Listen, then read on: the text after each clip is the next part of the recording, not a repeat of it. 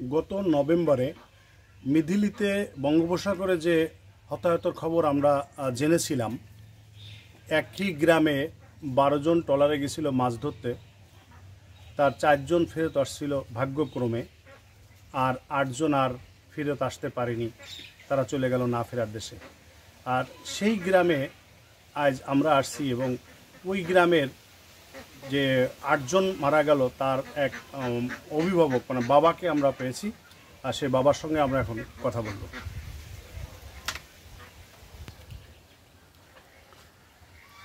কি নাম আপনার?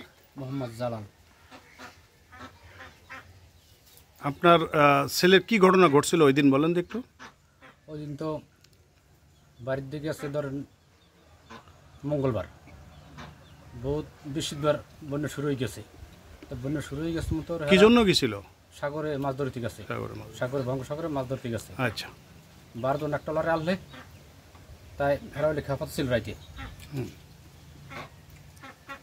খেয়া পাতাম বন্যা ছাড়ি দিয়েছে, কিন্তু কান্দাকাটি করতেছে, কান্দাকাটি করতে করতে করতে করতে কিছু জাল টানতে পারছিল, আর টানার সুযোগ হয় না, লাক্ষ দিয়ে হেরা মানে চিরে চিরে কান্দাকাটির দিতে রয়েছে, কারণ বন্যা দিয়েছে 7 নম্বর সিগন্যাল দিছে, কাঁদতে কাঁদতে কাঁদতে কাঁদতে আর কোনোই নেই। সকাল হয়ে গেছে, বন্যা ছাড়ি দিয়েছে, তুবা নাইয়া আসুক একবার উপরে হেলাই দিচ্ছে, একবারে মানে নৌকাটাকে উল্টাই দিছে, একবার উল্টাই দিছে, একবার উপরে ভরে গেছে।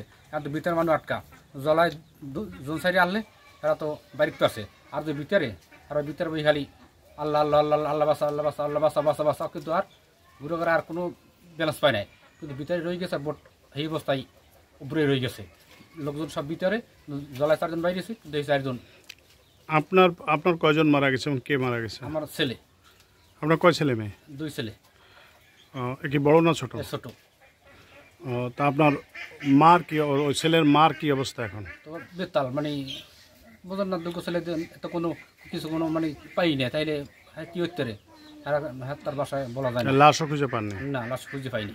তার মানে এই 12 জনের 8 জনের লাশ খুঁজে পাইনি না। তা মানে তার মা কি বলে? মা তো বলে খালি ছেলে ছেলে ছেলে কই ছেলে কই ছেলে ছেলে ছেলে, কান্দাকাটি খালি কান্দতে কান্দতে কান্দতে কান্দতে মানে চৌকি মানে বালক সহি দেয় না, মানে 5-6 বার কান্দা লাগে, তাই সহি দেয়। আজ 6 মাস হয়ে গেছে গত, কান্দতে কান্দতে কান্দতে মানে দুর্বল হয়ে গেছে।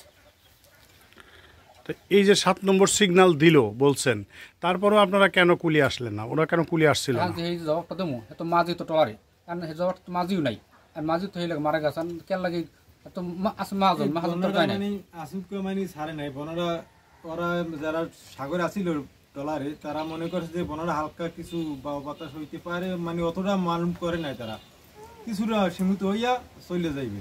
তারা ওই বর্ষায় কিনারে আইছিল, কিছুটা কিনারে আইসে ওইখানে আবার 2 জাল মারছিল, মারা পরে রাইতে যে অবস্থা, প্রচুর বাতাস ছাড়ছে, আর আমরা বৃষ্টিও প্রচুর, বাতাস এলাকা তো তুফান আসি, আর কিছু করতে পারে না, তারা রাইতে জালও টানতে পারে না। তারপরে বোট সকালে সকালে। মুরব্বী, এই যে যারা মারা গেল এরা কি আপনার পরিচিত বা আপনার কি হয়?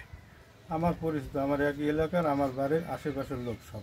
আচ্ছা, একজনের নাম হয়েছে নাদিম, জালালের ছেলে, আর একজনের নাম হয়েছে ইউসুফ, এখানে ফার্মেসি যেত, ইউসুফ এই রহিম খলিফের ছেলে।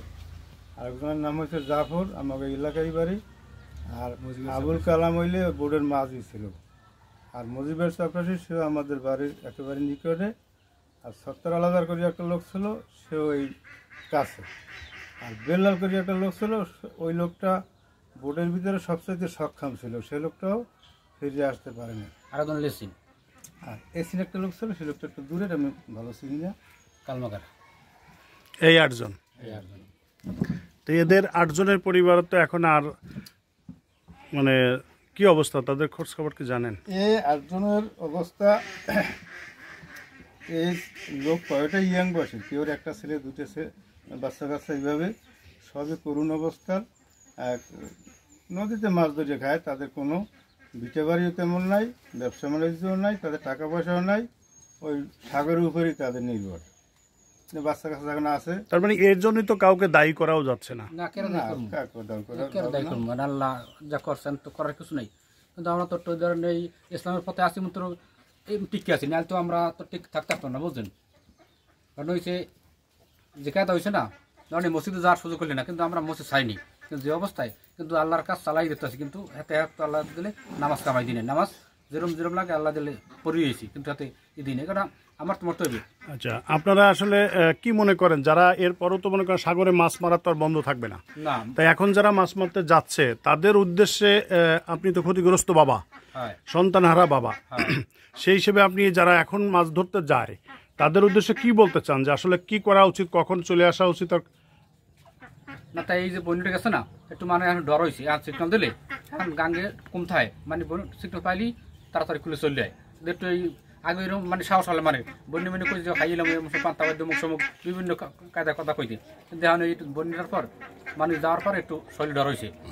আমাদের এই বঙ্গোপসাগরের মাছ ধরা তো আমাদের নদী অঞ্চলের মানুষ যারা, আমাদের এটা পেশা। এই মাছ ছাড়া আমাদের জীবিকা চলে না। আমি চাই না যেন কোনো মানুষ, কোনো মাঝিমাল্লা, কোনো লোক সাগরে যাইয়া নিহত না হয়, অসুবিধা না হয়, কোনো মায়ের যেন কোল খালি না হয়। আমি চাই সরকারের কাছে আমি দাবি জানাই, এমন এমন কাজ সরকার যেন করে দেয় যেন সাগরের মাঝে ভাইয়া মাঝিরা যেন সিগন্যালটা দেখতে পারে এবং শুনতে পারে, আর যেন তারা অতি তাড়াতাড়ি নিকট এই কিনারায় পৌঁছতে পারে। আপনারা এতক্ষণ শুনছিলেন পাথরঘাটা সদর ইউনিয়নের হাজিট্যাংরা গ্রামের একজন যে নিহত হলো ট্রলার ডুবিতে, সেই 8 জনের একজনের বাবার আর সেই কাহিনী এতক্ষণ আপনাদেরকে শোনানোর চেষ্টা করলাম। আমাদের সঙ্গে থাকবেন, এরপরে আবারও আপনাদেরকে এরকম বিশেষ কোনো ঘটনা নিয়ে সামনে আসার চেষ্টা করব। আমি জি এম মুজিবুর, ধন্যবাদ সবাইকে।